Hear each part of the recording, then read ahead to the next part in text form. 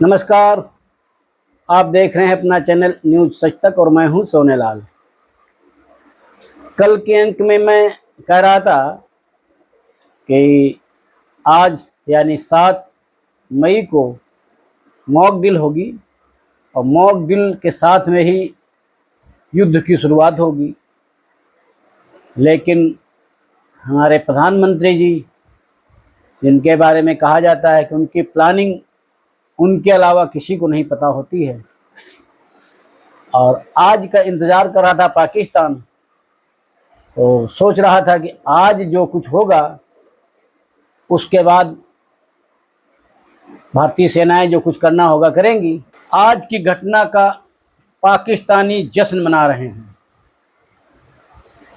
खैबर पख्तूनख्वा तो जश्न मना ही रहा है,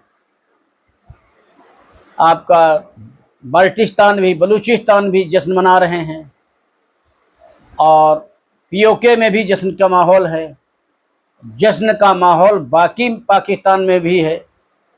बाकी पाकिस्तान में इसलिए जश्न का माहौल है क्योंकि पाकिस्तानी अवाम जो है, वहाँ की जनता ये सोचती थी कि पता नहीं भारत के साथ युद्ध होगा तो किस शहर पर बम गिरेगा, किस गांव पे बम गिरेगा, कितने लोग हताहत होंगे। ऐसा कुछ नहीं हुआ।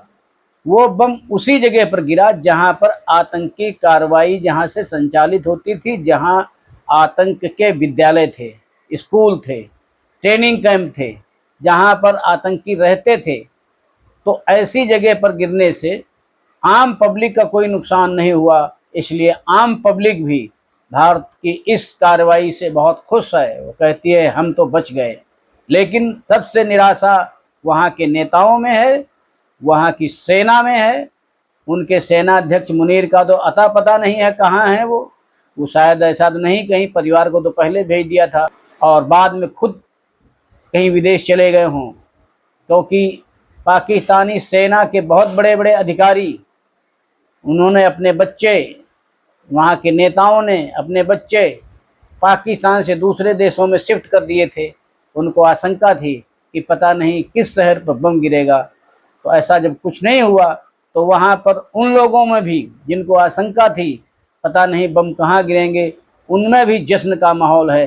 कुछ लोग खुले तौर पर उस जश्न मना रहे हैं और कुछ लोग खुले तौर पर तो सामने नहीं आ रहे हैं, लेकिन अंदर ही अंदर आपसी वार्तालाप में इस कार्रवाई की जो है सराहना भी कर रहे हैं। मंत्री कहा करता था न्यूक्लियर बम ये सजाने के लिए नहीं बना रखे हैं, भारत के लिए बना रखे हैं। लेकिन ये सब धरे के धरे रह गए और अब उनकी हिम्मत भी नहीं पड़ेगी कि वो न्यूक्लियर बम की तरफ देखें भी, क्योंकि इतने गहरे घाव पड़े हैं। उनको मालूम हो गया है कि जब भारतीय सेनाएं अपने घर में बैठ करके इतना कुछ कर सकती हैं और वो अगर पाकिस्तान में घुस गई तब क्या होगा। हमारे यहाँ की टेक्नोलॉजी, हमारे यहाँ की जांबाजी दोनों ही काबिल तारीफ हैं। ऑपरेशन सिंदूर उन माँओं के लिए, उन बहनों के लिए सलामी है जिन्होंने अपने पति, जिन्होंने अपने भाई, जिन्होंने अपने बेटे खोए हैं। और आज जब वही दुर्दांत अपराधी राक्षस हाफिज सईद रो रहा था, मेरे अपने लोग चले गए हैं, मैं भी इनके साथ मर जाता, तो हाफिज सईद तुम्हारी ये भी इच्छा पूरी करेगी हमारी भारतीय सेना जल्दी ही, क्योंकि अब तुम्हारा बचना मुमकिन नहीं है।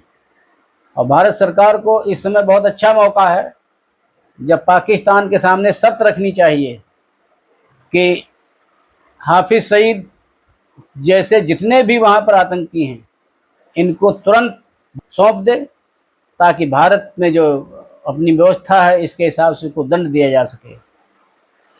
हालांकि ऑपरेशन तो ख़त्म हो गया है और जिसकी पाकिस्तान में कल्पना भी नहीं थी, लेकिन अब जागरूक हमको भी रहना है, सतर्क हमको भी रहना है, क्योंकि ऐसे लोग जो अभी 2 दिन पहले मूली का राफेल बना करके और पब्लिक में अफवाह फैला रहे थे कि ये है राफेल हमारे यहाँ का, ऐसे लोग ये देशद्रोही की श्रेणी में आते हैं। इनको यह नहीं पता है कि कोई भी कार्रवाई करने में समय लगता है, कोई भी काम करने के लिए उसकी प्लानिंग होती है। ऐसा तो नहीं है कि हम गए और किसी को मार के चले आए। इतनी बड़ी प्लानिंग, इतनी बड़ी सतर्कता, इतनी बड़ी जांबाजी, इतनी बड़ी टेक्नोलॉजी का उपयोग, जिसके कारण वहाँ का एक भी सिविलियन नहीं मरा, और वही आदमी मरा है जिसको मारने के लिए हमारी सेनाओं ने काम किया था। 9 ठिकाने बर्बाद किए, 9 ठिकानों पर, वो भी बीच सेंटर पे उन्होंने बम गिराया है। और बम ऐसे ही नहीं छत पर गिर गया हो, वो छत पर गिरने के बाद में कई मंजिलें फाड़ते हुए ज़मीन में भी 30 मीटर अंदर जा कर के फटा है। तो अब आप सोच सकते हैं कि जब ऐसा बम फटेगा तो वहाँ का क्या हश्र हुआ होगा। तो अब जो है बारी हम लोगों की है। अभी मॉक ड्रिल होगी।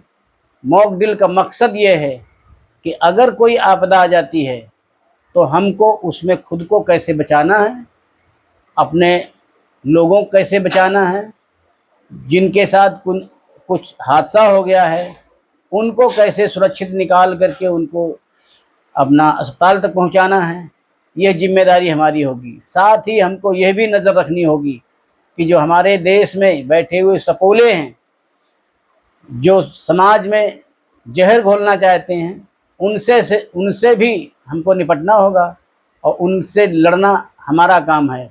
सेनाएं तो सीमा पर लड़ लेंगी, लेकिन अंदर जो बैठे हुए सपोले हैं, इनसे हमको सबको लड़ना होगा। उन पर पैनी नज़र बना के रखनी होगी, और जहाँ भी कोई ऐसा संदिग्ध व्यक्ति मिलता है, उसकी गतिविधि मिलती है, या कोई ऐसा है जो अफवाह फैला रहा है, उस पर हमारी नज़र रखनी होगी। तो इसके साथ ही इस अंक को समाप्त करते हैं। अगले अंक में फिर किसी अन्य मुद्दे के साथ आपके साथ प्रस्तुत होऊंगा। तब तक आप हमारे चैनल को देखिए, लाइक करिए, शेयर करिए और सब्सक्राइब करिए। धन्यवाद।